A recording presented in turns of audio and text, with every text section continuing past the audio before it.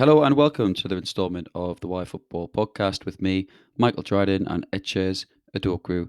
On today's episode, we'll be looking at why the European Super League failed and who the winners and losers are from the proposals.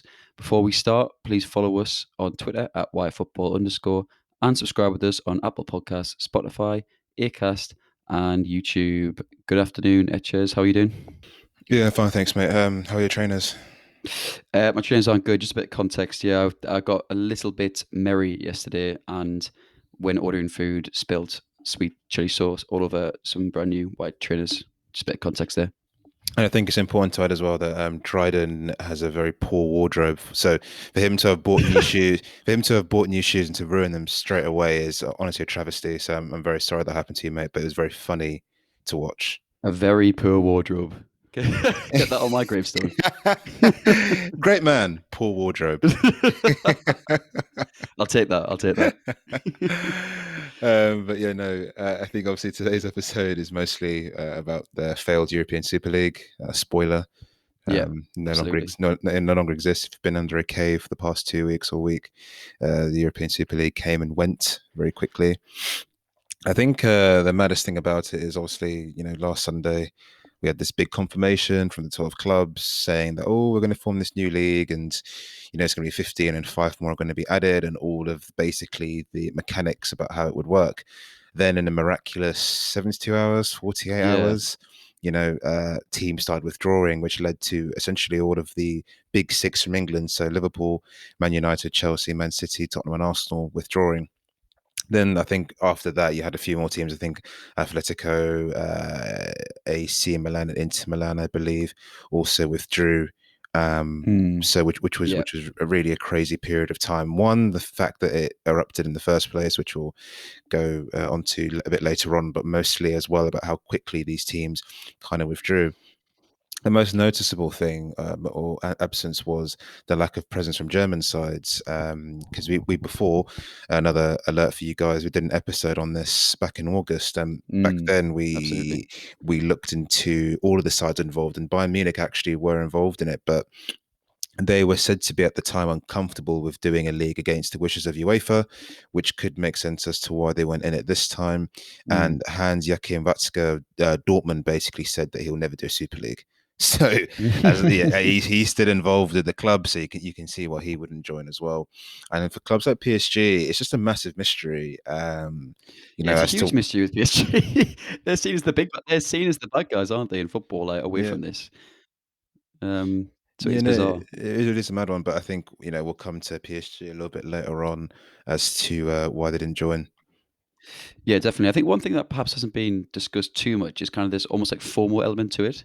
So, like, I know it's a poor excuse if clubs are gonna go with that, go with that argument, as if to say like, "Oh yeah, we only just signed up because these other teams signed up, and therefore we're not in the wrong."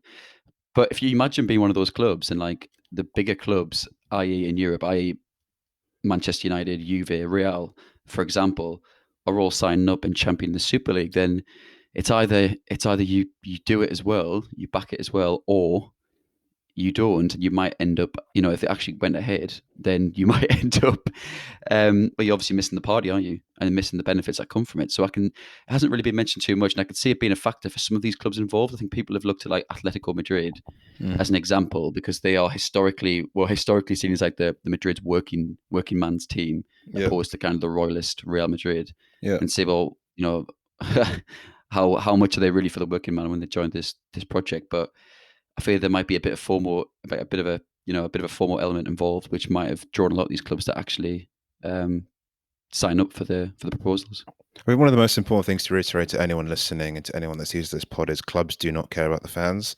I think Mm, part of the problem I have, or the biggest clubs anyway, part of the problem I have with a lot of the ESL generally is that there's this assumption of like, oh yeah, like the fans matter and like the club should care. The first point is true. Fans absolutely matter and they're key to mm, football.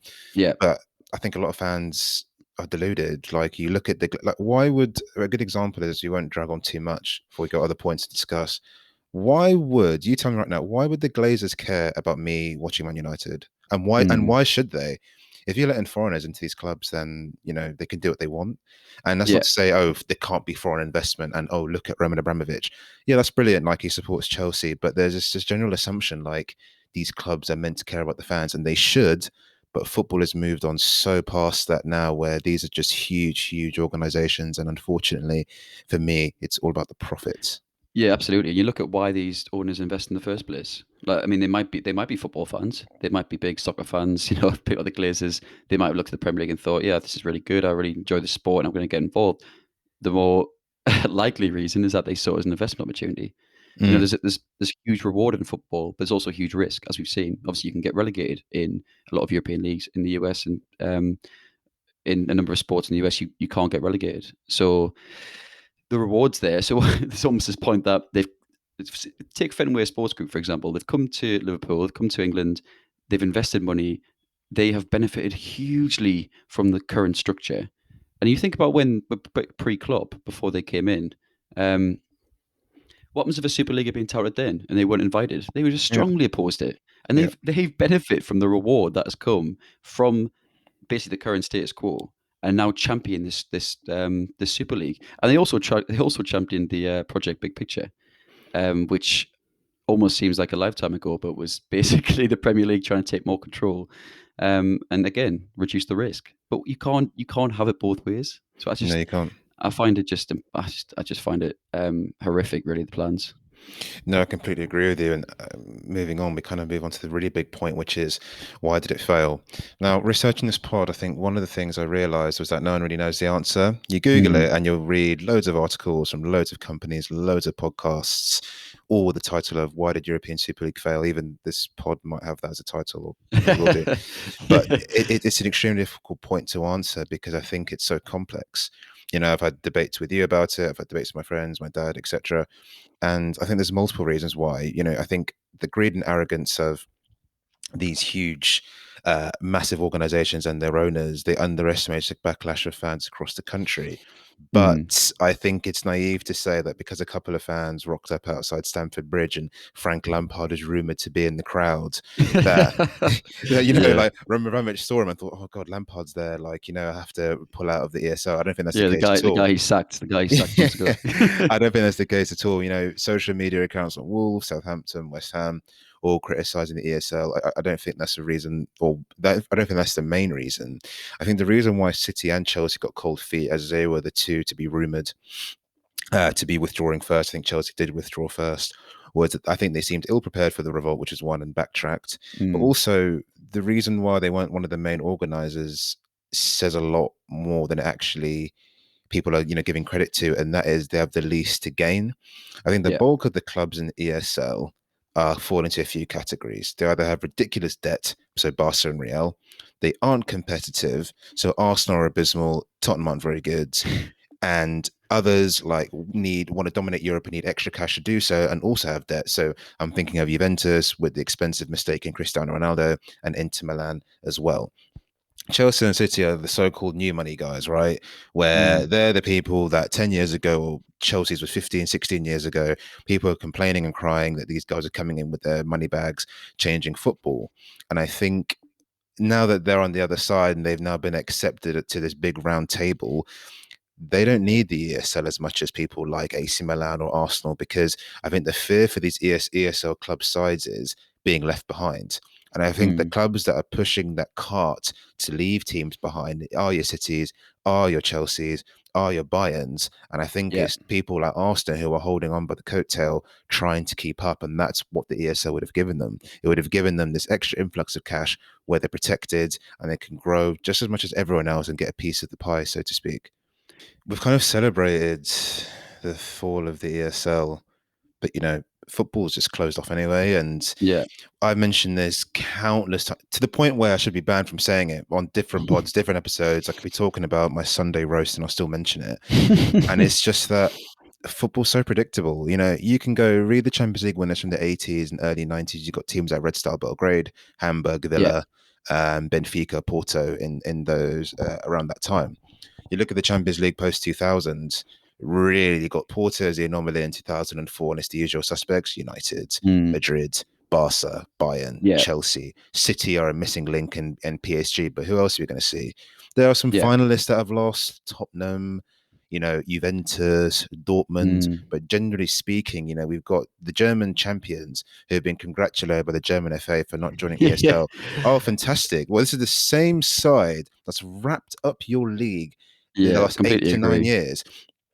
Manuel must be bored. How many treble titles has he picked up? I don't know that for a fact. I know he's got at least one. But if you think about the number of DFB Pokals he's picked up, number of league titles, PSG are the same. Emery lost once to Leandro Jardim's Monaco, but apart from that's been a walk. And people will then turn and say to me, "Oh, but this year's really tight." So the last Yeah, decade, mm. the last decade, these two sides have walked their leagues. Yet we're congratulating them and saying, "Oh yeah, it's brilliant. Like ESL's won, football's back to normal," where it's far from normal. Chelsea, we're saying, "Oh yes" to them. They haven't won a league in a good while, but their financial might is so strong that they'll be Yeah, able to do that again. mm. City are controlled by a state, which in itself Yeah, is dodgy, and have such ridiculous resource that luckily, without Liverpool, they would have walked the league the last 5 years. But yeah. what fans of media have fought for in this short space of time, we've quietly slept on this major issue in all the big leagues, which is they're massively predictable. And with FFP in place, which is dodgy within itself, the same sides grow larger and larger and larger and larger. And what happens is that the best teams just get bigger and bigger and bigger, and the rest stay behind. Yeah, no, no, completely agree. I mean, what football shouldn't do, and I think what will happen, and you touched on it, is forget about these events and just return to the status quo. Which I kind of get the impression, we've got the Carabao Cup final today coming up, and if we get towards the end of the season, you've got the Champions League latter stages. I have a feeling we're just going to forget about this eventually, and Yeah, that's not good though because the status quo isn't sustainable. So football in its current form isn't sustainable. It's all well and good. Pep Guardiola saying that the ESL would have been anti-competitive. He's completely right. The mm. relationship between risk and reward that he discussed is completely right. But how is the Premier League currently competitive? yeah, his side. I mean, what was the start since he's joined? They spent over what several £100 million yeah, on players. How is that competitive? I just think it's I get that a lot of these teams are obviously competing with one another in Europe, but to an extent, they are the problem. So the reason why football is inflated so much is that a lot of these teams don't trust each other. They don't. The leagues don't trust one another, and therefore you have this influx of money and spending to make sure that these teams are consistently competing at Champions League level every year and consistently doing well in their leagues. And then they're all banding together now to say, "Oh no, we think it's we think football's not sustainable. We think we're losing money now." That's all band together after being competing with each other for so many years. I just find it disgusting. And also we shouldn't forget as well. We should not forget that. You remember I mentioned it earlier. Project Big Picture. yeah. The Premier League. If the Premier League could get its way, I think the Premier League would break off, and you'd see teams like Wolves then suddenly championing this kind of closed Premier League because it would benefit them. Like football clubs are so self-serving, and I do find it a little bit hypocritical because the Premier League project, came in '92, the influx of Sky, this commercialization of football, it's not too dissimilar to the sort of values that the ESL is building. This idea that to commercialize the game, to have it on TV, and to have these big teams playing each other consistently. I mean, what, I don't know the stats, and I tried to find out on Google what percentage of games at Manchester United on TV. Quite a lot. So the Hmm. Premier League and Sky have helped create this behemoth that is Manchester United, create this monster, and now that monster is trying to break away. They're suddenly saying it's unethical, but they've benefited from this status quo. Yeah, it's just bizarre, and I hope it's changed football, but I just think we're just gonna go back to the status quo, which is a shame. You hit the nail on the head there, where sports clubs are self-serving, but where does it end?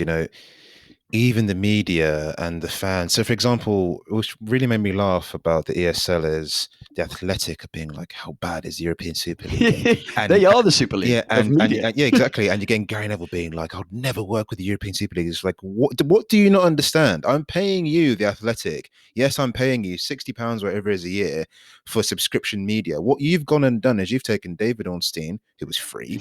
He was on BBC. I can now no longer see his contact as an Arsenal fan because you have taken it away from me Yeah, and yeah. making me pay for it.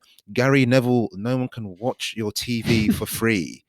Like, Yeah. I don't understand how you don't see it. Like, everyone has an agenda. I think what I would love to have seen from people, especially in the media and clubs, not clubs because clubs are involved in it, was this is the advantages that we have, and this is what we've done wrong in football from our side. So Gary Neville will be like, Sky should be free, or it shouldn't be free, but it should be cheaper, or there should be more games on Yeah, television. But also, the European Super League is bad. Not everything I have done is fantastic. I am not part of the problem, completely but the agree. Yeah. European Super League is, and that's what it kind of was. It's like, well, okay, David Ornstein, yeah, great, you hate European Super League, but I can't read your content without paying like £10 a month, wherever it is. So Yeah. No, I who completely who agree. who who are you to say? But one thing we need to kind of touch on as well is how the European Super League came about, and that's because of these huge changes being given to the Champions League, which is kind of what people thought. They thought that the bluff was being called because the European Super League came out just before they agreed on the new Champions League. Mm. So what's Yeah. happened there is they've given a green light for a 36-team Champions League reform, which would include a single league format to replace the group stage. That reminds you of that absolutely ridiculous international Champions Cup they used to do in pre-season, where they had like Oh 20 yeah. te- they had like 20 teams. Arsenal play Fiorentina, Real Madrid, and then Inter, and they'd win two games, draw one, and win the whole competition. It's like, right. Do you know what I mean? It's like absolutely Yeah. ridiculous. But it's similar to that, where you don't play everyone, but you play quite a few teams. The changes are meant to come into effect in 2024. The games are set to be played on Thursdays instead of Tuesday and Wednesday, with the playoff round added to the first stage. The traditional group concept, which is seeing four teams compete in eight pools with two qualifying spots, will be scrapped in favour of a league, including all 36 teams, as I mentioned before. Mm. All fixtures are drawn out of a pot, being with the seed being driven by UEFA coefficient, which is the same as before. Each team will play 10 games in total, home and away, and the top eight automatically qualify for the last 16. I think the most of it is kind of talking about how they all qualify as well. So I think teams Mm. that finish lower than 24th will be out of the competition completely, and then certain positions you can qualify for different stages of the competition, i.e., the Europa League and maybe the conference as well. I'm not too sure, but I Mm. think the most important bit about it, rather than reading all the points of the new Champions League, is the final two places in the Champions League would go to clubs with the highest coefficient over the last 5 years that have not qualified for the Champions League, but have qualified for either the Europa League and the Europa League Conference. Mm. And that Yeah. is a really, really big point, which we'll come up to a little bit later on, because of what the big clubs complained about originally, which drove their move to the ESL. Yeah, definitely. Did you see Ilkay Gundogan? He came out on Twitter and voiced basically his disgust for the UCL, the Champions League reformatting, which I thought was interesting because I'm not so sure that would have happened pre kind of ESL. So pre that debacle, I'm not so certain. Sorry, that Gundogan, a player like him, would have came out and basically been so outspoken about a reformatting of what is you know, is kind of the money spinner for him and for his club. So I thought that was really interesting. I completely forgot about a Europa Conference League as well and how that's coming in. But it's just more games, isn't it? But where does it end? What happens if there was a Super League and you know that's settled in and 5-10 years down the line and everyone's enjoying that, everyone's consuming that, and everyone's yada yada yada. And then these clubs continue to want to grow. So what happens then? Do they break off again? do we Yeah, I just don't create know. more? Do we just create more games in the Champions League currently? Is that is Well, is that the is that the answer? I just find it bizarre. Well, you touched on the players in the ESL and their disgust or dislike for the ESL and the new Champions League. I completely agree with you, whether you would have said anything beforehand. I think um, one thing players are very good at is people forget that they're employed by a club. Mm. And often it's like, oh yeah, like Jordan Henderson. Or one of my friends said to me, "Oh yeah, Jordan Henderson is the captain of captains. He's posted this picture saying he doesn't want to join the European Super League." When Jordan Henderson posted that picture, right? That was Tuesday, very late on Tuesday, I believe. By the time we had already realised that these clubs are going to withdraw, the players Yeah. aren't silly, just like Gundogan. They know fully well that to come out on a whim when this is really early on. So let's say Monday morning, it was widespread news, right? If Yeah. Gundogan started saying then the new Champions League's rubbish, if Raheem Sterling started saying ESL's rubbish, then it would be completely different. But these players kind of Mm. choose specific times as to when they should say it, because at the end of the day, it affects their employer. But Mm. so that's a different discussion altogether. But moving on to his discussed, Ilkay Gundogan's discussed about the ESL, the big clubs are also unhappy with it originally because what they wanted were less sides, not more, which is what we covered Mm. in our original topic Yeah. back in August. They wanted old successful sides to be awarded places. Now, that actually ties into that coefficient spot thing I spoke about before. And the reason Yeah. why it's really relevant is I looked at the last few years for Europa League and the coefficients and who would qualify where. If the new Champions League was implemented this year, Liverpool and I believe Chelsea, I can't remember who's in top four, but Liverpool and Chelsea, well, at the time I read it, would have been the two teams that would qualify for Europa but go into the Champions League. Last should be Arsenal. Because Arsenal Mm. qualified for the Europa League, but their coefficient is the top five in top five out of the teams that haven't actually qualified. Sorry, not top five. Sorry, let's start again. It's the highest out of teams that haven't already qualified for the Champions League. So they would have gone straight in. And morally, that's not good. We came like eighth. We qualified because we won the FA Cup. And it just doesn't really particularly sit well with me. But what I'm trying to highlight to you is that actually a lot of these changes are actually because the UEFA are trying to compromise with the old sides. Another one was about money distribution. So the new CLF format guarantees more money for the bigger sides, but nowhere near as Mm. much as the ESL. So I think what we're seeing in terms of fans being unhappy and seeing players being unhappy is because UEFA, no matter how strong they may look because of the ESL squashing, they're still being dictated and controlled by these big clubs. Mm. No, definitely, definitely. I mean, when I mentioned earlier about Pep Guardiola and the whole relationship between risk and reward, and how I think it's flawed that they're making that argument because the Premier League is not competitive, and to an extent they are a big part of that because of the money that's came in. Um, but where is the relationship between risk and reward if you're finishing eighth and qualifying for the Champions League? Like, Mm, where, it's I find it absolutely bonkers. I mean, Andrea Agnelli, one of the champions of the European Super League, chairman of Juventus, he said it himself last year. Clubs are investing money. So playing devil's advocate for a second, like there must be some arguments in favour of why an ESL either should work or is necessary. So we discussed about how football is not currently sustainable hmm in its current format. I do, to a very small extent, get the argument that the investors or shareholders or whoever within Juventus and other clubs are investing money into a sport and the risk is very, very high. Obviously, the reward is incredibly high. I mentioned FSG, Fenway Sports Group, who own Liverpool, who have benefited hugely. You know, the Klopp era, as you call it, at Liverpool. You know, Yeah. Liverpool's value as a club must have multiplied, and they must have made fortunes from their recent success. But I do, to an extent, get the idea that football benefits and has benefited from this investment. We love football in its current form, even though it's unsustainable, and we consume that. Part of that is a byproduct of the investment these people have put in. So I do, to an extent, get why they think, well, we're putting money in. And Perez said it himself, Florentino Perez said that the clubs at the top are making a loss and the clubs at the bottom are making profit because they're essentially latching on to the product that has been built by these clubs. I don't actually agree with that. I'm playing devil's advocate, but I do, to an extent, get why they're saying that. But it's just flawed, man. Like, where's the relationship between risk and reward? So Agnelli said that Atalanta, you know, shouldn't.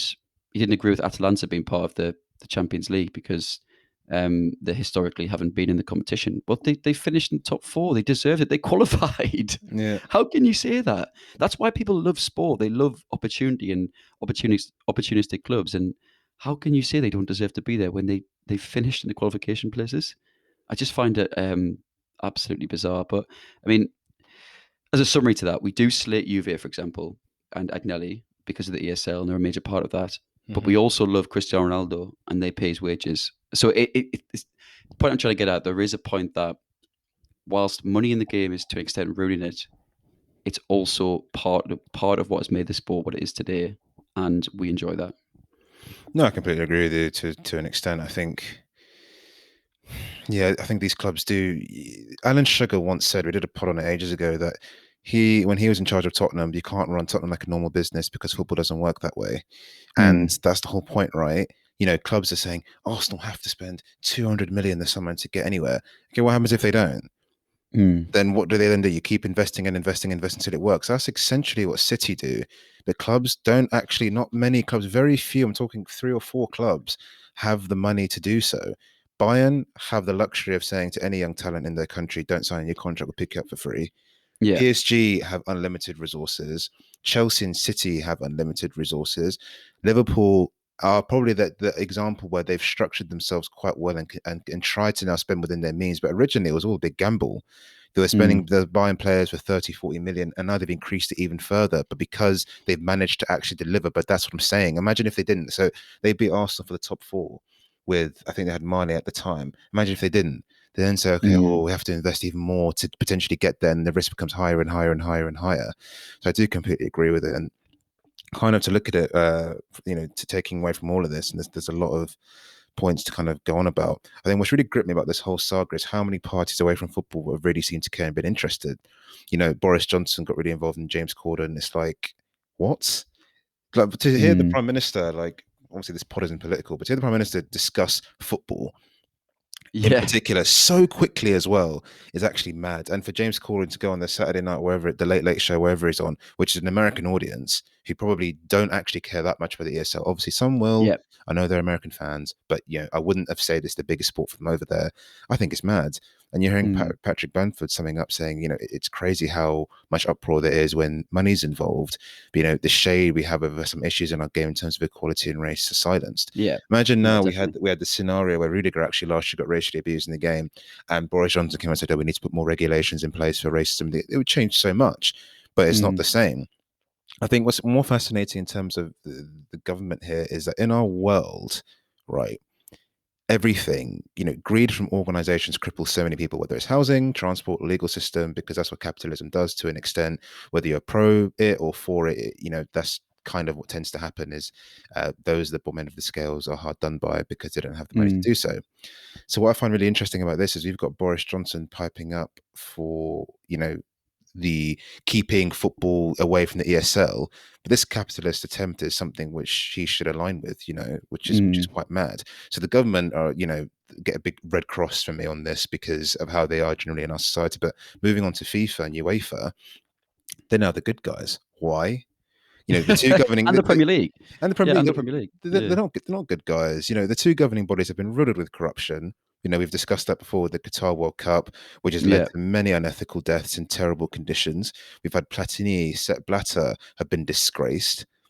People should cheer. We're cheering victory for football fans everywhere, but we're picking the lesser of two evils. I mean, Mm. whose fault is it that we have these anti-competitive leagues? Like we're saying, oh yeah, it's really bad over how much money's involved and all that sort of stuff. Well, who let them get that way? You can't go and say Yeah. to City, oh, you've won the league now. Stop. Let's stop spending money, guys. No, because Yeah. that's the whole point. That these clubs want to keep growing and growing, and they need to be checked by someone else. It's not. Pep Guardiola won't say, you know what, lads, we've won the league 3 years in a row.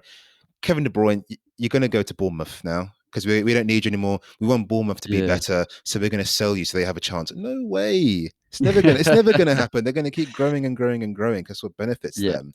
And ultimately, the fault is at UEFA and FIFA because they've allowed these clubs to get monstrous in size, preventing others from reaching that level with dodgy FFP rules, as I've mentioned before. So the game is unbalanced, broken, and anti-competitive. And then also we're blaming owners. Get Kroenke out, get the Glazers out. Fenway, we don't need you. Mm. But like, it's not their fault because I said earlier, why should the Glazers care? Well, you think Mm. the Glazers are going to okay if I rip up my season ticket live on YouTube, you think the Glazers are going to ring me and be like, Etches, please don't do it. Like, we really, really need you. These what we've done is we've allowed these powerful men to come into our leagues, which is fine, but we've allowed them to come in unchecked, and they treat the clubs as a business, as they should. Yeah. Football we fantasize about owners being fans of the club, and that's just not the way it is when you're getting Mm. involved with people that have no affiliation to Arsenal whatsoever. Oh, Stan Kroenke doesn't come to fan forums. Does it say anywhere that he should? No. It's like, and it's like it's disgusting. It's like, yeah, it is disgusting and it is terrible and it is horrible. But I think because you don't have the regulations in place to either get owners that are more invested, you could put that in if you wanted to. It's pretty hard to because football's a business, Mm. but more so about clubs in terms of size. You can definitely control that with regulations in place. Then I think fans kind of need to move on from this whole facade of like owners need to care and we need to kind of look more in terms of bodies that we're celebrating. are the reason why we've got into this mess in the first place. You know, UEFA, the Premier League, and FIFA. Yeah, no, completely agree. So that's all for this week. Thank you so much, Etches, for the research there and the insights on this topic. You won't be able to escape this topic, even if you don't like football, because it's been absolutely all over the press Mm. and has dominated the week's headlines. And to an extent, rightly so. I mean, football's a massive industry, is a very high value industry, and is one that has obviously got a lot of sentimental value for a lot of people in this country. But hopefully, we'll start to see some actual reform on the back of this. But as I mentioned in the podcast, I just think that's not going to happen. But anyway, as long as the Premier League keeps trucking, and as long as the Champions League is still as it is, then we'll continue making a podcast, and that's all that matters, isn't it? So, thank you all so much for listening, and yeah, we'll see you next time. Cheers, guys.